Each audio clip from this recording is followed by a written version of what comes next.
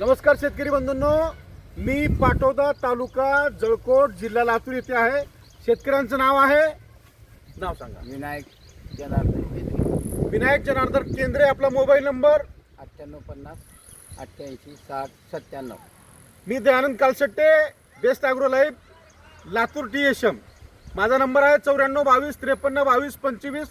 आपण काय व्हिडिओ करतोय तर या शेतकरी दादानी इथं जे पेरणी केली आहे ती सरी आणि वरंबा पद्धत केलेली आहे। बेडवर केलेला 3-3.5 फुटाची सरी मारलेली आहे आणि एका सरीवरती दोन बाजूने इकडे आणि इकडं पेरणी टोकन यंत्राच्या पद्धतीनं इथे बियाणं पेरलेलं आहे। एकरी बियाणं किती लागलं?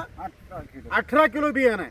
म्हणजे इथं तुमच्या एकरी 30 किलो बियाण्याच्या ठिकाणी 12 किलो बियाण्याची म्हणजे 1200 रुपयाची पर किलो 100 रुपयाची बचत, म्हणजे 1200 रुपयाची बचत केली आहे। आणि इथं अपेक्षित उत्पन्न जितकं तितकंच उत्पन्न तुम्हाला 100% नाही तर त्यापेक्षा 1.5 उत्पन्न जास्त मिळतं। गेल्या वर्षी यांच्या पुतण्याने केलेला प्रयोग यांनी तो आपलासा केला। विशेष म्हणजे मला तुम्हाला खास सांगायचं आहे की या वर्षी अतिवृष्टी झाली, जेव्हा पाऊस नव्हता 2025 सालामध्ये पहिला 1.5 महिना पावसाचं आवर्षण होतं आणि पुन्हा पाऊस पडला तो कमी काळामध्ये अति पाऊस झाला। आमच्याकडे ढगफुटी झाली असे म्हणतात। बऱ्याच ठिकाणी पूर परिस्थिती होती। जवळजवळ लातूर जिल्ह्यातल्या 60 सर्कलपैकी जवळजवळ 35 सर्कलमध्ये अतिवृष्टी होती, पूर परिस्थिती होती। अशा अवस्थेत देखील आजही तो ओलावा आहे, पण हे पीक आज एकदम तग धरून आहे, हिरवीगार कळ आहे। शेंगा पहा, इथे कुठेच पिवळेपणा नाही किंवा मूळ कूज नाही किंवा मूळ सड नाही किंवा मर नाही।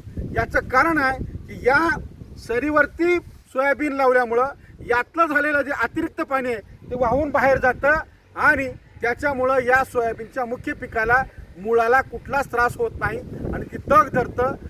काकांचं म्हणणं आहे की दरवर्षी उत्पन्न लोकांचं जे आहे ते 8 क्विंटलपर्यंत ॲव्हरेज या गावातलं जातं, पण हे 12 क्विंटल उत्पन्न घेतात। यावर्षी देखील 12पेक्षाही जास्त त्यांना अपेक्षित आहे। कारण लोकांना माझी एक विनंती आहे की लातूर जिल्ह्यामधला 2-3 वर्षाचा पावसाचा जर आपण हिशोब पाहिला तर पाऊस कमी काळामध्ये जास्त पडतोय, अति पाणी होतं आणि पाणी साचलं की निचरा होत नाही।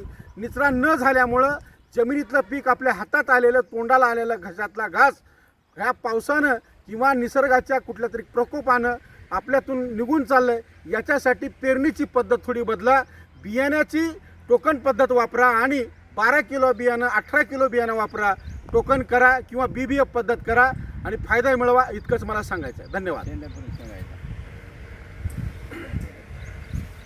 चला ठीक आहे।